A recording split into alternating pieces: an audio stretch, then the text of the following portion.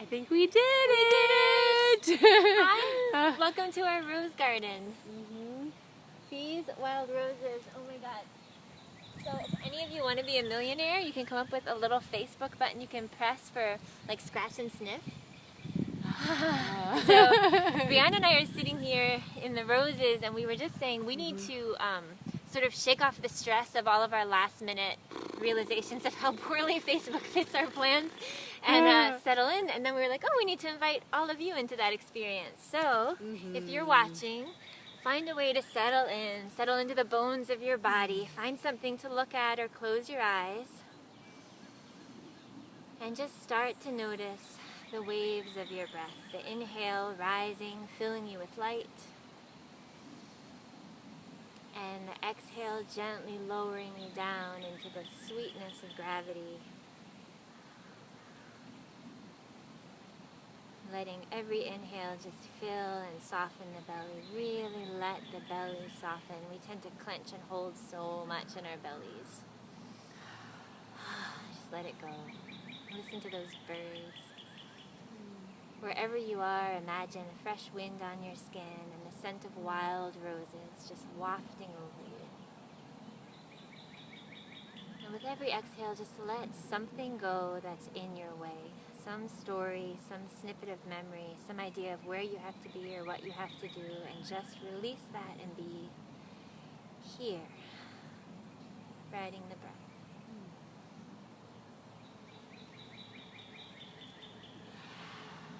And only when you're ready and your body's time, you can blink your eyes open. Better already. Oh, welcome. Today we're just coming on Facebook Live because we want to share so much all the time. But we want to share specifically about a beautiful class that we're starting on Monday. But we're going to do lots of other goodies. So even if you're not in the Asheville area, you'll still get benefit from just spending some time with us. And we're totally into the live feature. So if you have a comment or a question that you want to like throw into the mix while we're doing this, please. But let's do some fun stuff. But just for okay. So why are we doing this, by the way? Why are we doing this class or this live? Well, why do we do what we do? And this live and this everything. Well, we do what we do because we are harried, overworked, exhausted. We know all the right things to do, but we're not doing them. We hit the same patterns and blocks and self-sabotaging behaviors over and over and over again. Yes, we do. And what we have had the genius to realize is that we can't solve them alone. We need the power of community and permission and reflection and women and just yes. So we create these classes and these experiences for ourselves. True. But true. what we've realized is that the more we have others to reflect and to share with and to provide their own insight and their own life journeys, the deeper we get to go, and then we get to use the power and the benefit of our wisdom and our insight to deepen your journey. And the more of us there are to invite each other into this space, the deeper and sweeter the journey is, because we have that collective permission to let all of the striving go, let all of the trying go, that hamster wheel of problem, solution, Figure it out! Figure everything out! And we get to drop that and step into this sacred space where nothing is demanded of us, and we can just start to peel away all of the layers that are keeping us from the answers that are already there, what we know we've always wanted to pay attention to, the life we've always wanted to build, and that somehow keeps getting put off because of the daily to-do list. Oh my gosh. That's the short answer. Yeah. Now the long answer. No. And really, truly, it just goes and shows that when we're in our pleasure, when you're in your pleasure, it benefits everybody around you. So we do this because it makes us feel good, but then you just permeate off your beautiful aura, and it helps everyone around you too. So that's why we're doing this, and that's why Lissa touched on it. So this class and just this live is for women who are overworked, overstressed, overwhelmed, like moms who do too much, do everything, think that they have to keep the ship going all by themselves, for women that just feel disconnected from their mojo, their feminine aliveness, their bodies, their pizzazz, their sparkle.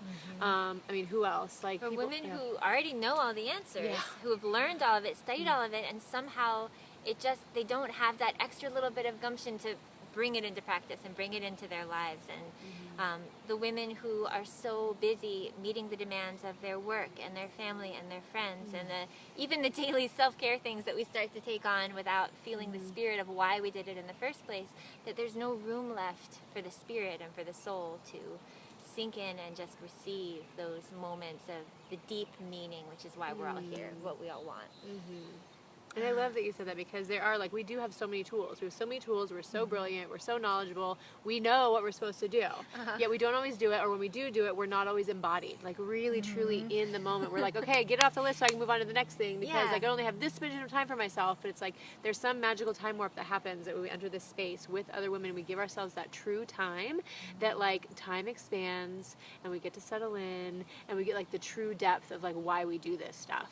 Yeah, because it's not about the solutions or the techniques, because you can apply the deepest, most relevant techniques and solutions to your problem, and if you're applying them from that hamster wheel, you just stay on it, it just spins faster, and it's not about you, and it's not about me, and it's not about the tips or the techniques or the skills. It's about connecting to that sacred archetype, that river that is deeper and wider and older and more infinite and precious than any one of us could ever comprehend. And once we're in the flow of that river, that's when the magic wells up, and that's when the deep healing solutions start to happen that are so much bigger than our minds or our solutions or our techniques. So do you think you could use that? You think that might be helpful? Every single day, every moment of your life. So we want to play today. Hey ladies, thanks for joining. Joanna and Emily and Claire and Patty, and I think I saw Zahira on there too. Hi babes. For you. So we want to play with some really embodied techniques and invite you to play along with us and to really, really get into that space and see if you can allow yourself to. And we're gonna, this video will be posted later, so if you're like running around and you don't have time to like really like drop in now, come back later and try this stuff so that you can really, truly see what we're talking about. Yes. Because you can't get it from a mental level, you got to get it from an experiential level. So what are we gonna play with first? Well, first let's get into that place. So again, the process is one of peeling away. We always think if we need an answer, we need to add something. And if the answers are inside of us, which is what all the wisdom cultures tell us, then it's actually a process of subtracting. So take a minute, put one hand on your heart, one hand on your belly. And any ways that you are multitasking, just stop. If there's music you need to turn off, if there's a door you need to close, if there's a thought you need to scribble down on a paper and shove aside so that you're not preoccupied with it, just allow yourself to be right here in this moment, which is where your life is happening and which is where all of the beauty and the answers are. It's where the scent of the wild roses is. It's where the sun on your shoulders is. And just let yourself come fully here into your body, into this moment.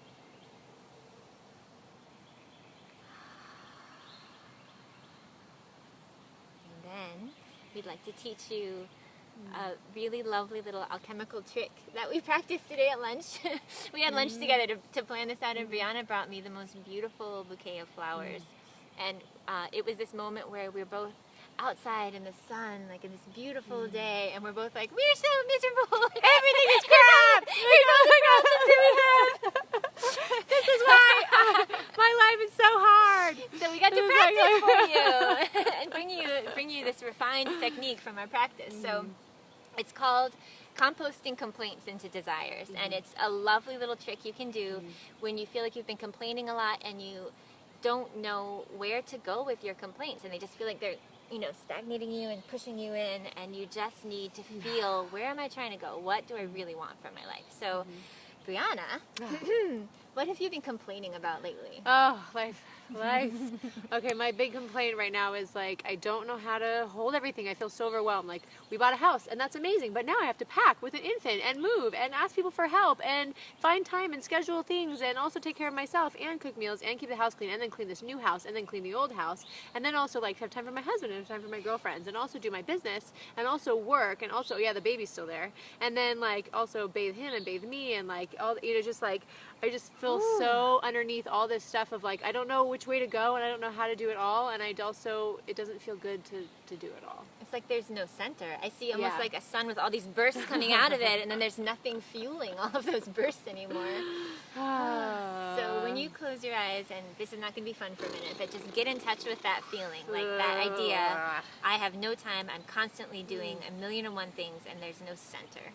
What does that feel like inside of you? It feels yuck. It feels yucky, and it feels like heavy in my shoulders, and it feels like weighty, just all over, and like pit of my stomach, and my head feels like a tornado, like a cyclone of thought, and it just feels dark and And dark your and shoulders deep and heavy. came down like this? Yeah, and your my face face started looking scratched angry and sad. All right, so that not fun part is over. Okay. And now I want you to think about the opposite of that. You Mm-hmm. have infinite time. There's no demands on you. Nothing you have to do. Nowhere you have to be. It's all just that ball of energy and none of those light rays coming out. So getting in touch with that feeling of you have infinite time, there's nothing required of you. What does that feel like? Where's that in your body? Can you tell it's different? Yeah. I'm like, I'm going to take a nap right now. You look like a deodorant commercial. Because I smell so fresh. Yes. Oh my gosh, it feels instantly lighter. It feels like relaxed. It feels like I can just like open my heart, and it feels like I can take a full deep breath, and it feels like I can really be here, I finally just arrived in this beautiful place that we are, and it's like, I don't have anything to do. Oh, I can enjoy this moment, this sky, this tree, this, and it's like everything just wonderful about life just became like, oh, very present. And there's so much more vitality in you. So I'm going to mirror that for you for a minute. Look like this. Okay. All right, when you look at that feeling, Yeah. where is that already happening in your life? Where do you feel that? Oh, I feel that when I'm with girlfriends, when I'm doing like this work with women, and when we're like doing pleasure work and we're getting all juicy and having so much fun and laughing and giggling. I feel that way in the bath when I have some time to just like shut the door and just like go underneath the water and just feel held, by that. I feel that way. I felt that way today when I was riding my bike. That freedom of just like the wind going by and like being able to choose any direction I would want to go. There was a lot of vitality in that one, so let's use that one. Okay. So picture that feeling of being on the bike and the wind in your hair and the sun on your shoulders, and there's all these cars stuck at a red light, and you just get to go Right. Biker's prerogative. Shannon's gonna hate me for saying that. She's like, the bikers need to obey the rules. Anyway, you have the sun on your shoulders, the wind streaming through your hair, and just get in touch with that and send it so much gratitude. You get to have that experience in your life. You are privileged to have a healthy body and to be able to afford a bicycle and to have amazing roads that are safe and smooth. So just sending so much gratitude to that. And when you send the gratitude to it, give it the permission to expand. Like feel it growing larger. Feel yourself allowing that to take up more room in your life. And that's the heart of it, is when we hustle through life and we're always moving to the next thing, our brains don't take in the pleasure. Our brains are wired to take in what's negative and what's hard because that's safer from a survival perspective. If I notice an edible mushroom and then I notice a toxic or a poisonous mushroom, well, my brain wants to be much more aware of the toxic mushroom, because if I eat that, I'm dead. If I eat one good mushroom, maybe it tastes okay, but there aren't a lot of calories in a mushroom anyway, and it doesn't have a lot of survival value. So when we really take in a good experience and think about, oh, I just got to ride on my bike, the freedom of that, and we savor it, then the brain releases a little hit of dopamine. And that means that the next time we're offered the possibility of going on our bike and we're in that harried, rushed place, our brain remembers, like, pleasure, good, and we're more likely to choose the bike ride. So even just taking that moment of gratitude, there's brain science behind why that expands the joy in our lives. And we talk a lot about how gratitude expands. It really does.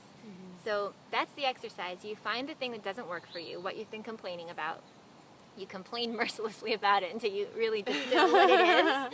Then you feel the sensations. What's behind that complaint? Feel the opposite of those sensations. So if like Briana's was feeling overscheduled and busy, what would it feel like if I had nothing to do? Get in contact with those feelings and then just shower yourself with appreciation every time you feel those feelings. And that will create much more space in your life to feel those feelings, as well as bringing the brain more pleasure from the few incidences right now where they're already occurring.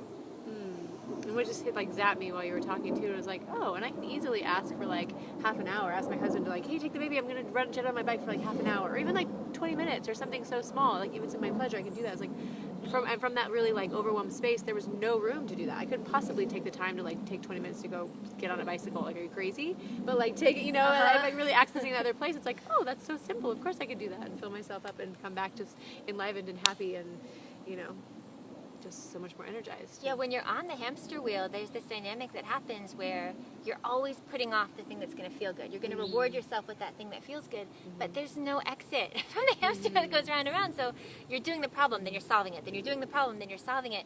And the end of it never comes. There's never that moment when you're like, oh, I've done all the things. Now I can ride my bike for half an hour. No, we flop exhausted into our beds and we're done. And what I've found in my life, and I know we were talking about this earlier, what I found in my life is the real magic, the moments that I will never forget, like the tender, sacred, immense things that I will remember on my deathbed. Those happened in the moments that I wasn't scheduled, that I just let life happen to me. And so much of my schedule is filled with self-improvement activities that at this point, open space, which is where the divine wind blows across us and makes amazing synchronicities happen, there's not a lot of that left in my life. And so cultivating that muscle of just letting go, peeling the layers off, and getting into the deep, slow, sacred time, that's what I'm thirstiest and hungriest for. Yum. Yum. Let's see what wrote. I can totally relate. Thank you for sharing. Oh, thanks, Laurel. I hear you, girl. And no demands on me, Zahira. I love it. I love you, too. That girl's killing it.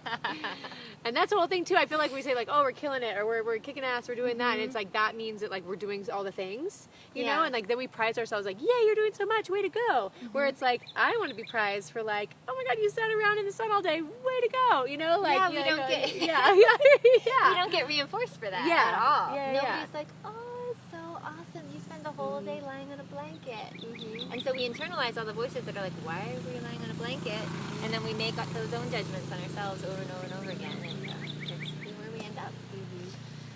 Oh my gosh. Do we have more little things? You want to talk about the class a little bit, or you want to do your complaints into design? Oh yeah, I want to do like okay, yeah. Because you guys need another example, I'm sure. That's why it's a gift for you. And to recognize too that like we don't have it all figured out. We just play in this space and stuff gets better. Gets so much better. Okay, Lissa, please tell me your complaints. Just what do you got? What have I been complaining about lately? Oh gosh, wait, that's one more thing I wanted to say. I just remembered, and this is something I just figured out myself, is we take our complaints to people that we think can fix them. So we go to the people in our lives who have like power and intuition and joy and vitality, and we're like, these are all the things that are wrong, could you help me?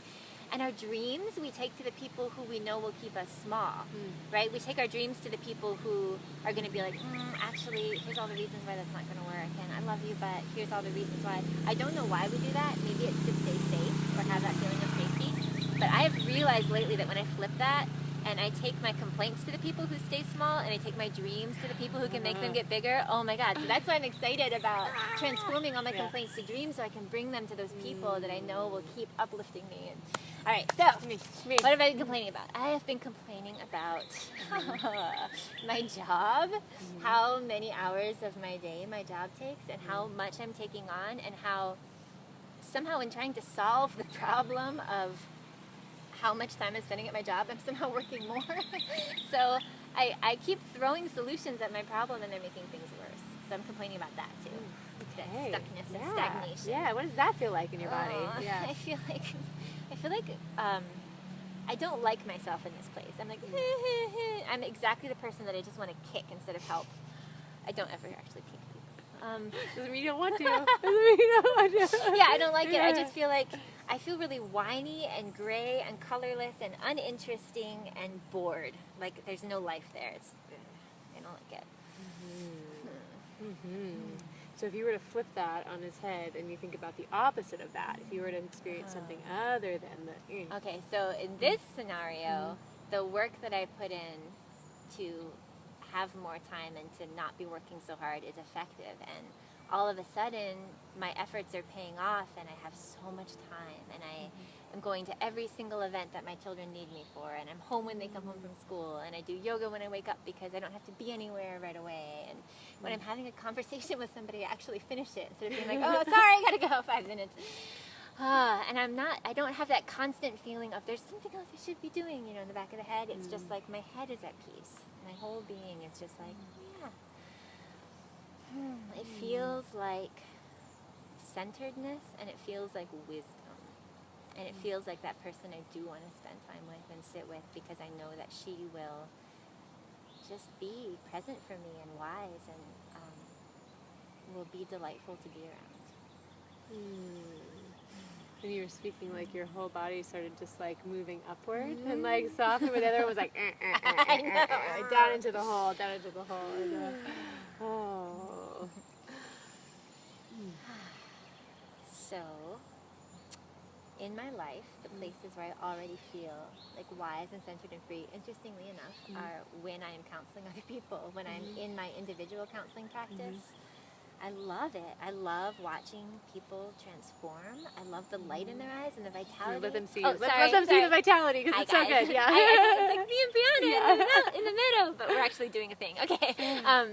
Yes. So I look at them. I watch them transform. I watch them come alive, and it brings me such deep delight and pleasure. And because I'm in the presence of their unfolding and their wisdom, time just stretches, and so I can realize, I can be so grateful that, wait, my efforts have been paying off. I'm seeing clients in my private practice that was only a dream, even just a few months ago.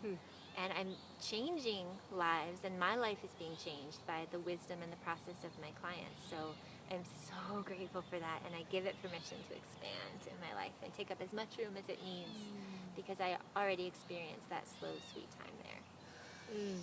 And I don't know if you guys recognize like the totally different vibration that's on her right now, and it's such a magnetic one, you know. It's like, and you're saying these things, and like as they're so, and they're totally, I believe that, because they're already on their way to her, because she's like magnetizing them into her field because of like the way that she just shifted her whole energy, and the way, you know, before it was like, and like nothing could get in there, and now she's like, oh, of course, and now it's like drip, drip, drop, drop, drop, drop, drop. Yes, let me just sprinkle her life with all the things that she desires, because she took this one moment, these 2 minutes, to take a complaint and transform it into a desire and get juicy with it, rather than get very like, you know, negative, and that's never going to happen, and get very like stuck in the place of the spiral, the hamster wheel, the places. And so that's what we want to do. We want to just get in the softness of the space, so that more yummy things just come and like fall in your lap, and it's like, oh, of course, and thank you, and more please, you know. And that's the wonderful thing about bringing your dreams into a community of people who are all about your dreams and all about the incredible things that can happen, because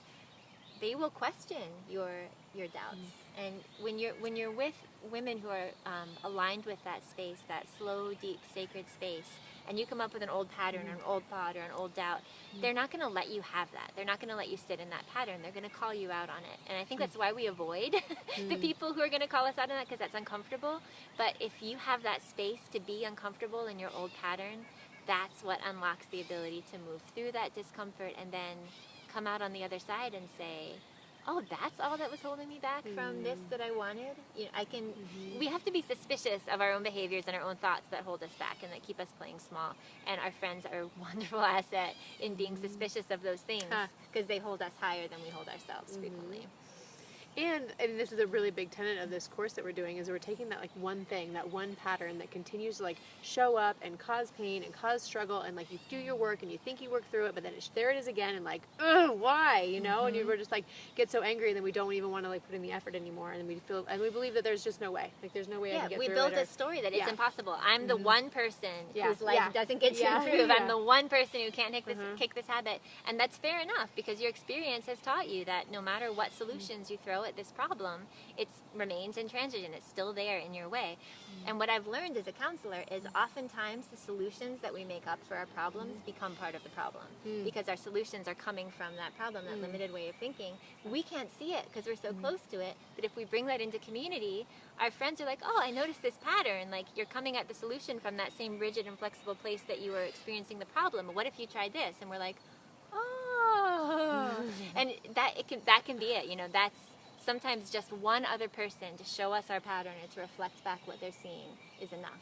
In a loving way, in a very loving, Yeah. compassionate, like joyful, it's okay, it's no big deal way. Because we have people be like, yeah, you do that, and it's awful. It's like, that doesn't make us want to look at it and dig into it and like find all like the juicy nuggets in it and stuff. Yeah, that becomes part of the problem too. Yeah. And a lot of times those problems started as ways that we minimize those voices.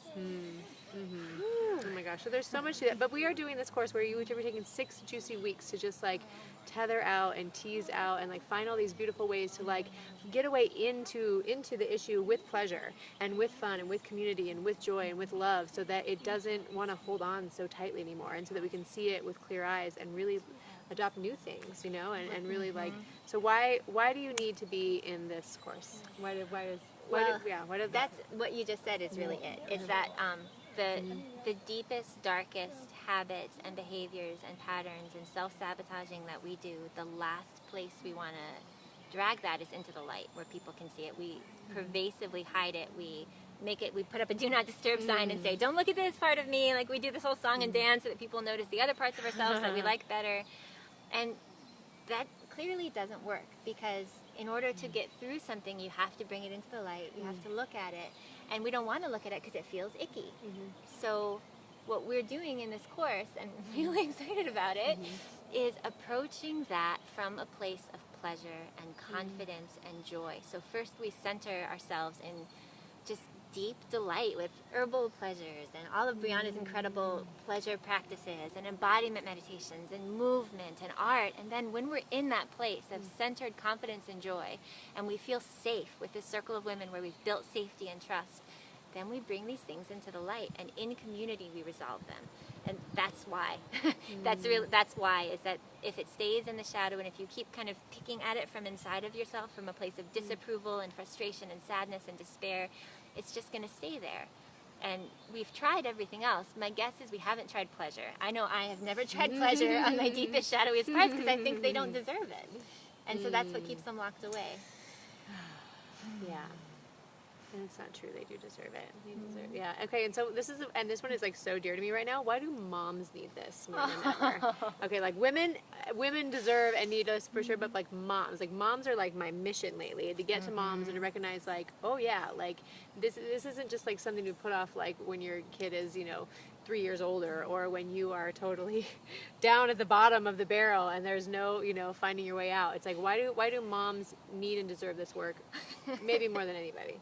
Okay, so Briana and I did a free class for moms last week? On Friday. Last week. Yeah. And all of the moms came into the space, and some of you may be watching. Wasn't it an amazing night? I left feeling just floating. And so many of the moms told us afterward, like, that was incredible. I feel so good. I needed that.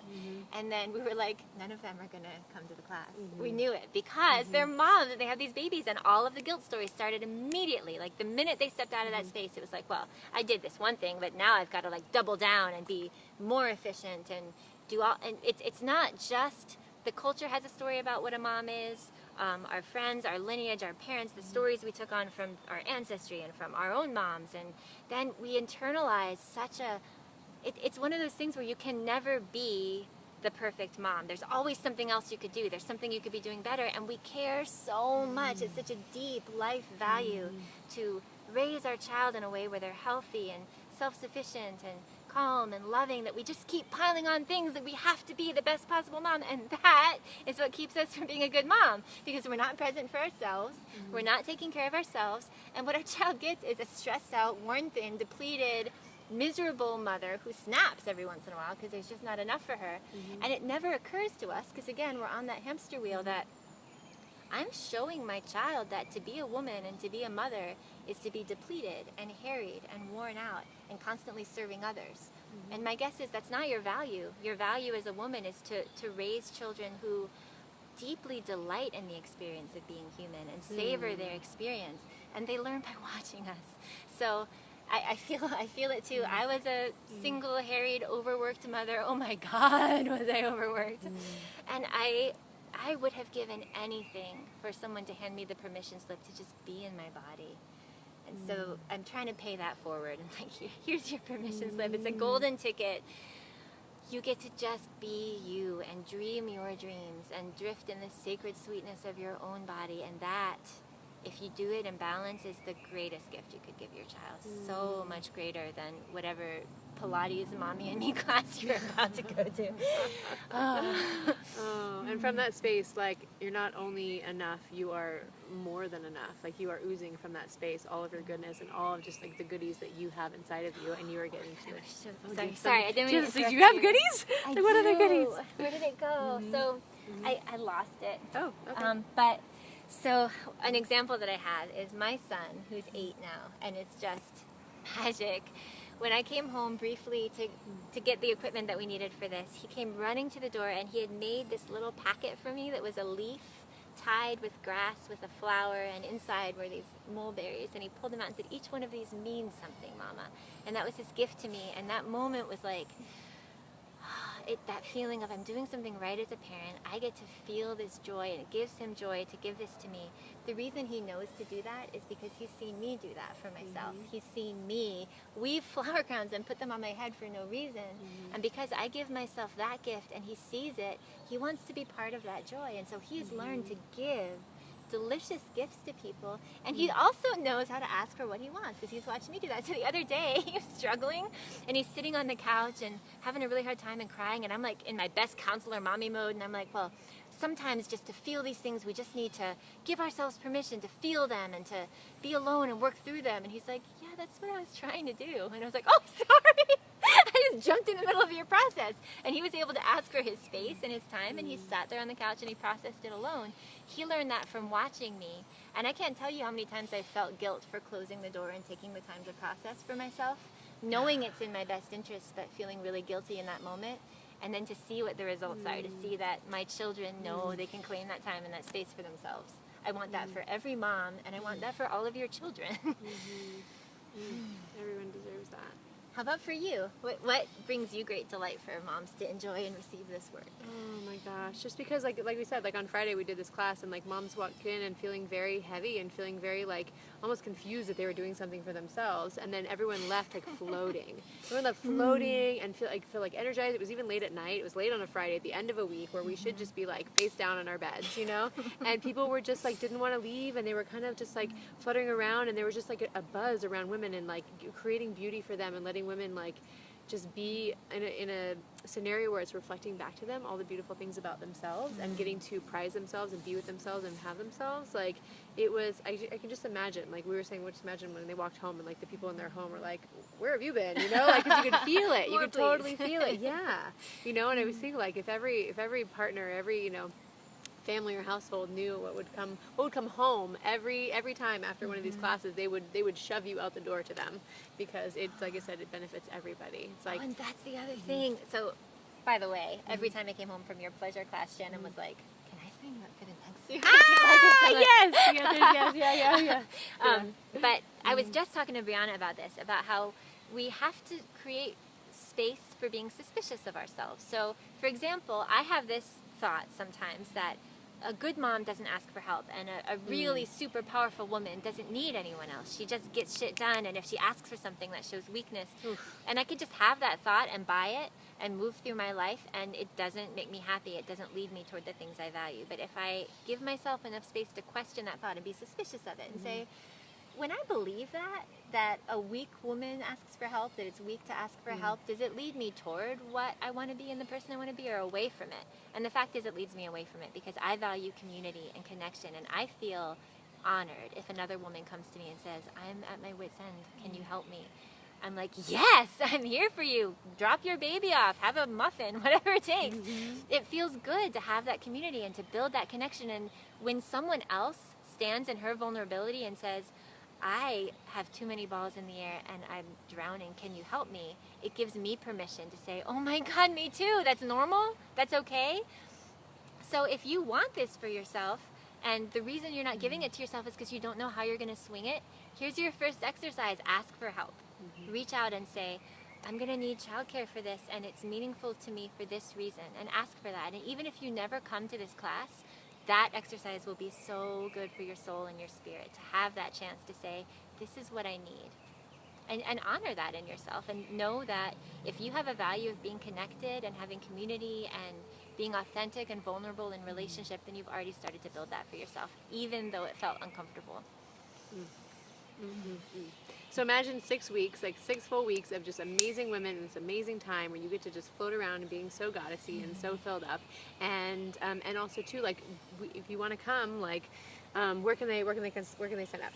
Oh yeah, so here's the deal. We're starting it on Monday. It's this Monday at 7 at our Counseling Collective, which is, there's this upstairs meditation room with beautiful So bolsters dreamy. and cushions, and it's windows all around, and we're, it's gonna be fun. Anyway, we spent some time You this wanna hang out morning. there. Yeah, this afternoon we were visualizing like what the first class is gonna be like, and buttery and honey like. Anyway, cool myself down. So it starts on Monday at 7. If the reason you're not signing up is because you're worried that you already have something scheduled and you're going to miss one of the Mondays, Briana and I have talked about that, and we can provide like a one-on-one, we can make up those classes for you. But it is important, if you want to attend any of the classes, we're trying to build community and safe space, so we're not just letting anyone drop in willy-nilly. So if you want to be a part of this class, you need to sign up before Sunday so that we can do a little bit of group building for you to fill out when you sign up, so that we can get a feeling of what you need and what you want from the group. And to sign up, you go to innerlightasheville.com, INNERLIGHTASHEVILLE.com, and click on the little events tab and go to register for an event. And the 6-week group is called Sweet Relief, because that moment when you drop in, and it only takes a second to switch channels into that deep, still river that's always there beneath the chaos, and it's so sweet when you find it. So it's called Sweet Relief, and you can just register there. The other thing that we have available is, if you have a friend, because all of this works so much better in community, that you want to sign up with, just email me at innerlightasheville@gmail.com and say sisterhood, and I will give you a sisterhood discount, so each of you get $25 off the registration price, so that you can do this work together. And if you do this work together, that means you get to apply the skills throughout your friendship for the rest of your lives, and that means it will continue to carry on. That accountability is so important. Thank you for joining us. We hope you join us on Monday and for the next 6 Mondays, and it's going to be beyond your wildest dreams. And I can actually sincerely promise that. And if you have any questions, email us, comment here, and thank you so much for joining us. One more thing, deep breath. Belly and heart, breathe in. Expand the light. Think of one thing you learned right now that you want to carry with you. Hold it in your heart. Commit to it. And exhaling, give yourself the gift of keeping that commitment, taking that in throughout the day. Thanks so much for joining us. You deserve it. Hope we see you on Monday.